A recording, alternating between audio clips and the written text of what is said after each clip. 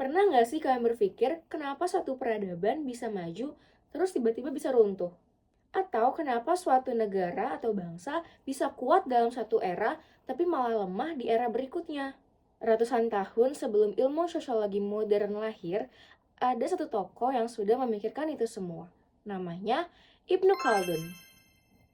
Dan perjalanan hidup seorang filsuf Ibnu Khaldun gak kalah dramatis dari teori-teorinya. Filsuf Ibnu Khaldun lahir di Tunis, Tunisia, sebuah negara di Afrika Utara pada tahun 1332. Sedari sejak kecil, beliau sudah dikelilingi oleh suasana intelektual. Keluarganya merupakan keluarga cendekiawan yang dekat dengan dunia politik dan dunia ilmu pengetahuan. Jadi nggak heran deh sejak remaja dia sudah menguasai logika, matematika, hadis, hingga filsafat. Akan tetapi, hidup Ibnu Khaldun jauh dari kata stabil. Ia tumbuh di tengah dunia Islam yang penuh konflik politik, perebutan kekuasaan, dan perubahan dinasti. Ironisnya, justru dari kekacauan itulah ia belajar bagaimana sebuah negara dan masyarakat bekerja. Melalui pengalaman pribadi politiknya membawanya bertemu raja, perdana menteri, sampai terlibat dalam intrik kekuasaan. Pada suatu masa, Ibnu Khaldun bahkan dipenjara karena dicurigai berkhianat. Tapi, justru dari masa-masa sulit inilah muncul banyak renungan yang kelak menjadi dasar karyanya. Setelah bebas, ia hidup berpindah-pindah. Di setiap tempat, ia mengamati. Seperti kenapa sebuah dinasti tumbuh lalu jatuh, kenapa masyarakat berubah, atau apa yang membuat sebuah pemerintahan kuat. Hingga akhirnya di usia 45 tahun ketika ia tinggal di benteng Kalat Bani Salam di Aljazair, Ibnu Khaldun menulis karyanya yang mengubah dunia, yaitu Muqaddimah. Di buku itu ia memperkenalkan konsep asabiyah, solidaritas sosial yang menentukan kuat lemahnya suatu masyarakat. Ia juga menjelaskan siklus naik turunnya peradaban, analisis ekonomi politik, pendidikan, hingga psikologi sosial. Ibnu Khaldun menghabiskan akhir hidupnya di Kairo sebagai hakim agung. Di sana ia dihormati bukan hanya sebagai ilmuwan tetapi juga pemikir besar. Hari ini dunia mengenalnya sebagai perintis sosiologi atau bapak ekonomi politik. Dan salah satu tokoh paling visioner dalam pemikiran sejarah umat manusia. Pemikirannya relevan sampai sekarang, dari geopolitik, nation building, hingga ilmu sosial modern. Dari konflik politik, pengasingan, hingga penjara, semua membentuk cara pandangnya tentang manusia dan masyarakat. Ibnu Khaldun bukan hanya seorang filsuf, ia adalah saksi sejarah yang menuangkan seluruh pengalamannya menjadi teori yang melampaui zamannya. Kalau hari ini kita ingin memahami kenapa peradaban bisa bangkit dan runtuh, Ibnu Khaldun sudah memberi kita kuncinya ratusan tahun yang lalu. Ini saya akan menjelaskan mengenai biografi hidup dan juga latar belakangnya Ibnu Khaldun. Jadi jika kita berbicara mengenai siapa itu Ibnu Khaldun gitu, atau juga nama lengkapnya Wali Al-Din Abu Zaid Abdul Al-Rahman Ibn Muhammad Ibn Khaldun Al-Hadrami Al-Isfili. Dia itu lahir di Tunis, sebuah kota di Tunisia pada 27 Mei tahun 1332. Dan dia itu wafat di Kairo, Mesir pada Maret 1406. Ia dikenal sebagai kalau sebagai akademisi tentunya itu banyak mengikuti dan tidak begitu beda dengan akademisi-akademisi pada saat zaman dahulu yang mereka tuh seringkali tuh multidisipliner, yaitu mereka itu tidak fokus pada satu bidang ilmu saja gitu, melainkan dia itu juga seorang sejarawan, seorang filsuf, seorang yuris, yaitu bagian dari pengadilan di tempat-tempat dia berada gitu, dan dia itu menjadi terlibat dalam posisi di sistem pengadilan itu pada saat dia di Kairo gitu, dan itu juga sekaligus pemikir sosial yang oleh banyak orang-orang sekarang dan juga sarjana-sarjana Eropa modern gitu disebut sebagai perintis ilmu, yaitu terutama tuh ilmu historiografi. Keluarganya dia itu berasal dari Hadramaut di Yaman, kemudian bermigrasi ke Andalusia dan akhirnya menetap di Afrika Utara, yaitu berada di Tunisia. Lingkungan keluarganya adalah lingkungan birokrat dan ulama gitu. Sehingga sejak kecil Ibnu Khaldun itu mendapatkan pendidikan klasik Islam yang sangat ketat gitu, menghafal Al-Quran, mempelajari tata bahasa Arab, hadis, fikih, mazhab Maliki, serta logika dan filsafat. Dan dia itu mendapatkan ilmu-ilmu itu melalui guru-guru terkemuka terkemuka di daerahnya. Salah satu gurunya yang penting adalah Al-Abal Al-Ibili dari Tunisia juga, yang mengenalkannya pada karya-karya filsuf besar seperti karya-karyanya Ibn Sina, itu juga tokoh yang sangat populer, dan juga Ibn Rushd. Masa mudanya itu juga ditandai tragedi gitu ya. Pada usia sekitar 17 tahun, kedua orang tuanya itu meninggal akibat The Black Plague atau wabah hitam yang melanda Tunis pada saat tahun 1348 dan 1349 gitu.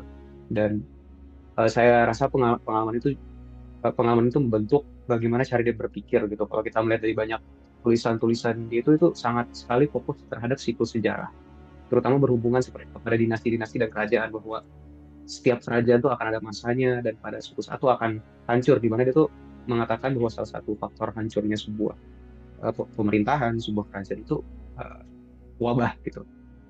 Seperti tradisi keluarganya, Ibnu Khaldun itu awalnya tuh mengejar karir yang politik gitu.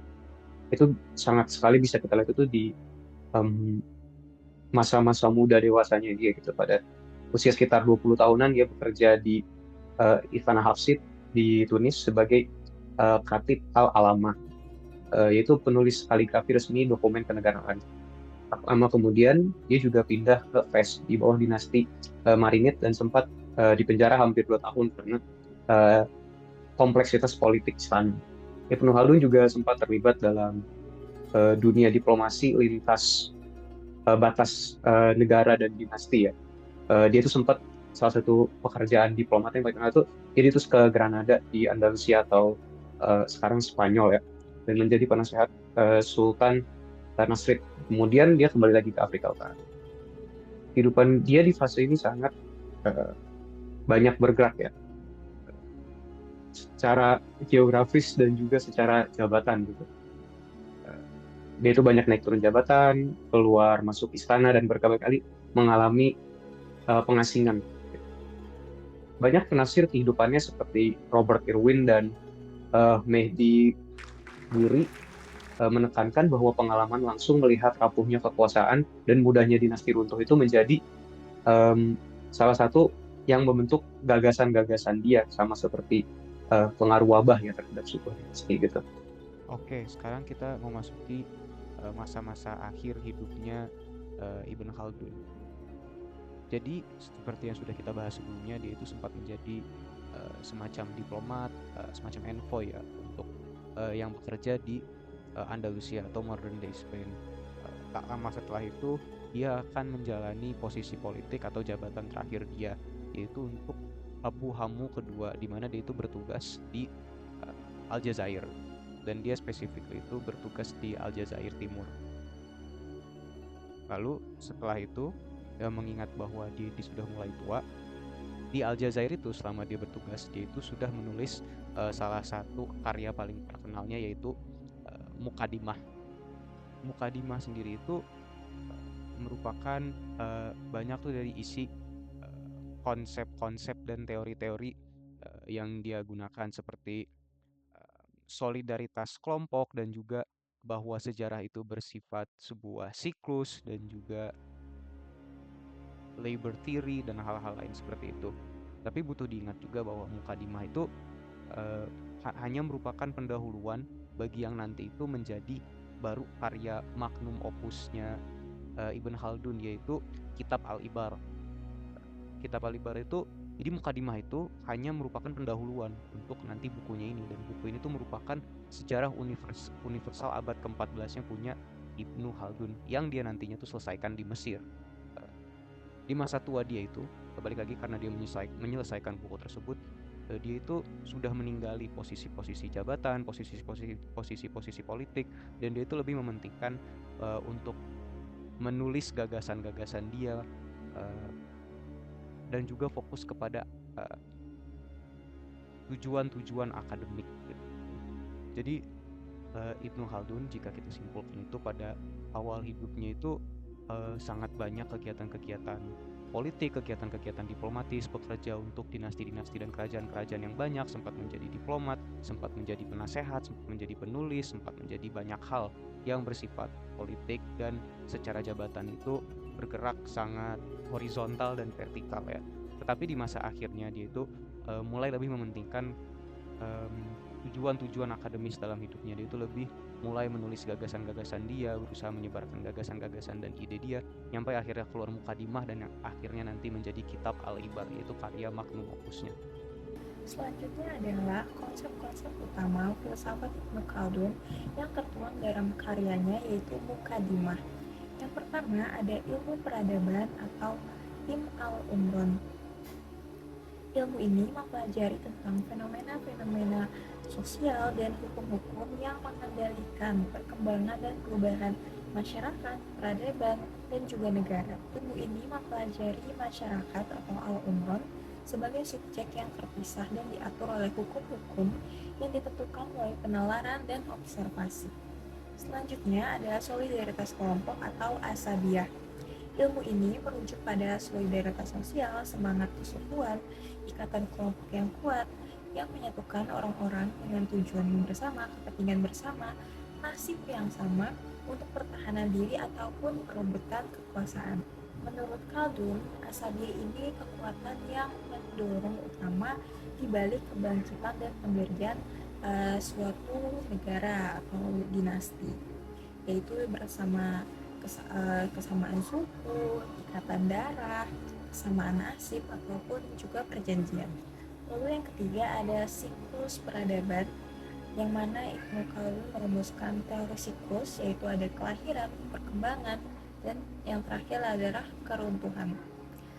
Dia berpendapat bahwa usia suatu negara atau dinasti itu umumnya tidak lebih dari 3 generasi, di mana tahap pertama itu ada tahap awal atau pedalaman ba'dawah, yang mana peradaban atau negara itu didirikan dengan asabiyah yang kuat atau solidaritas kelompok yang kuat, gaya hidup yang keras, ataupun adanya kepemimpinan dari leader yang tegas. Lalu tahap kedua yaitu tahap pembangunan atau kota atau hadoroh, yang mana kekuasaan yang telah mapan ini, masyarakat ini beralih ke kehidupan yang lebih baik, kehidupan dari desa dan ke kota. Ada juga kemewahan, ada juga ilmu pengetahuan yang berkembang. Namun di sini asabiyah atau solidaritas kelompok ini mulai memudar seiring munculnya kemewahan dan ketergantungan pada pemimpin. Lalu tahap terakhir adalah tahap kemunduran atau keruntuhan, yang mana karena kemewahan berlebihan tadi, adanya korupsi, adanya pajak berlebihan, hilangnya asabiyah yang tadinya kuat yang semakin melemah, menyebabkan negara itu menjadi lemah dan rentan terhadap invasi atau munculnya kelompok baru dengan asabiyah yang lebih kuat. Selanjutnya kritik Ibnu Khaldun terhadap hubungan internasional. Yang pertama itu dia mengkritik terhadap sejarawan ini terlalu fokus pada nukilan ataupun riwayah, yaitu mencatat urusan kejadian, siapa berperang dengan siapa, tanggal perjanjian, tanpa menganalisis mengapa hal itu terjadi. Yang mana kritiknya ini hanya mencatat terkait kegiatan diplomasi, perjanjian damai, atau hasil perang tanpa menggali hukum-hukum sosial yang mungkin yang mendorong terjadinya perilaku atau konflik tersebut. Dan dia berargumen bahwa studi HI tidak boleh hanya menukil kronologi terjadinya konflik ataupun peristiwa, tapi juga harus menjadi ilmu sosial yang mencari kausalitas dari terjadinya fenomena tersebut. Yang kedua adalah kritiknya terhadap pengabaian kausalitas sosial. Kritiknya ini terutama terhadap kegagalan untuk mencocokkan laporan peristiwa dengan watak alamiah masyarakatnya atau umronnya, yang mana studi HI seringkali mengaitkan tindakan negara itu hanya fokus pada keinginan pemimpin tanpa melihat studi di mana tindakan mungkin politik suatu negara, politik luar negerinya itu harus dijadikan faktor-faktor sosiologis termasuk dalam solidaritas internal masyarakat negara tersebut, asabiyahnya, di mana kondisi ekonomi seperti pajak, kemewahan, dan dinamika perkotaan perang itu harus terjadinya negara itu berperang bukan hanya karena pemimpinnya marah, tapi juga adanya asabiah yang kuat dari masyarakatnya terhadap kesamaan nasib. Yang ketiga ada kritik Ibnu Khaldun terhadap subjektivitas ataupun bias. Ibnu Khaldun ini memberikan narasi bahwa sejarawan ini bias terhadap personal, loyalitas politik ataupun keinginan yang menyenangkan kuasa, yang mana ini menjadi objek analisis HI yang mendorong bahwa analisis itu harus menyingkirkan bias ideologi atau nasionalistik ketika menilai suatu konflik ataupun fenomena.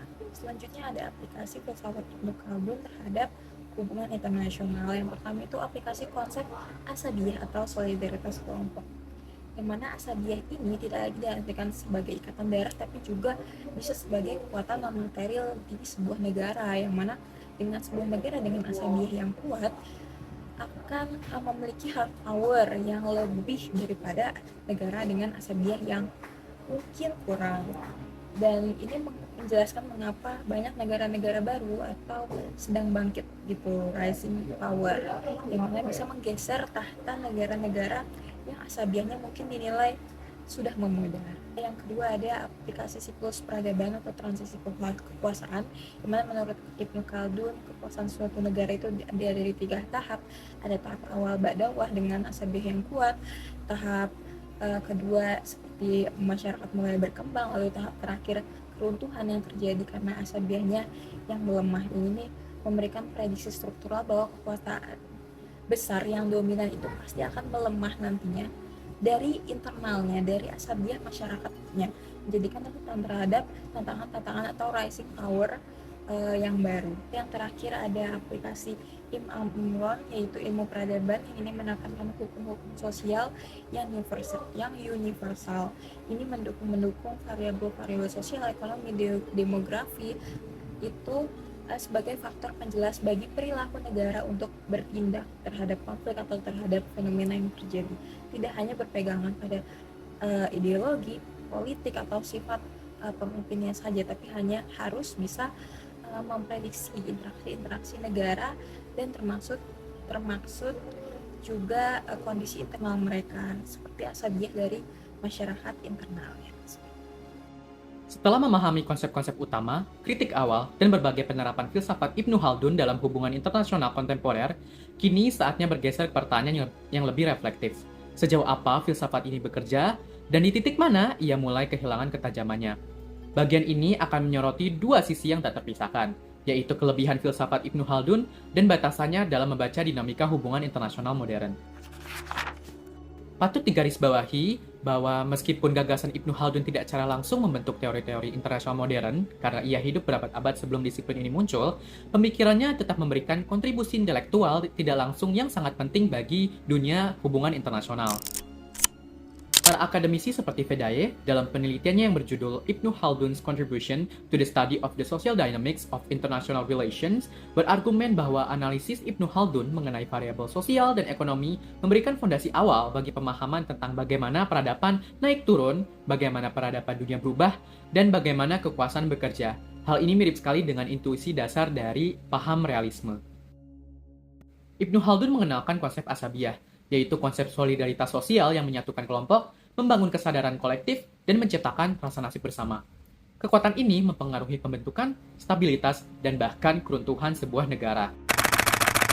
Dari perspektif hubungan internasional, konsep ini sangat berguna untuk menjelaskan dinamika non-state actors, bagaimana pemberontakan terjadi, hingga bagaimana masyarakat menjadi fondasi kedaulatan. Kelebihan lain dari filsafat Ibnu Khaldun adalah pendekatannya melalui siklus peradaban yang menjembatani 3 level analisis dalam melihat dinamika sebuah peradaban negara. Yang pertama, ia menjembatani analisis mikro, yaitu solidaritas dan patronase sebuah masyarakat sebagai bagian dasar dari peradaban. Level analisa meso, di mana Ibnu Khaldun melihat peran dari institusi negara dalam menjaga kedaulatan dan perkembangan negara, dan analisa tahapan terakhir, yaitu makro, di mana pengaruh perubahan hegemonik dan regional itu mampu mempengaruhi arah dari sebuah peradaban suatu negara. Kelebihan-kelebihan ini memberikan keuntungan metodologis yang jarang ada pada teori hubungan internasional awal, yaitu koneksinya yang kuat dengan studi perbandingan tentang domestic politics dan juga foreign policy. Menurut Sehlikoglu pada penelitian yang berjudul Genealogy, Critique, and Decolonization, Ibnu Khaldun and Moving Beyond Filling the Gaps, ada dimensi moralitas terselubung dalam teori Khaldun. Naiknya sebuah dinasti dipahami sebagai tanda kebajikan, sedangkan keruntuhan diasosiasikan dengan kemunduran moral. Artinya, teori ini tidak sepenuhnya deskriptif, tapi juga normatif.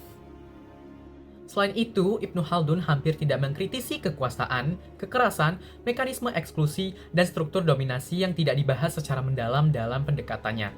Hal ini membuat teorinya kurang kompatibel dengan pendekatan postkolonial atau dekolonial yang menyoroti ketidakadilan struktural dalam tatanan global modern.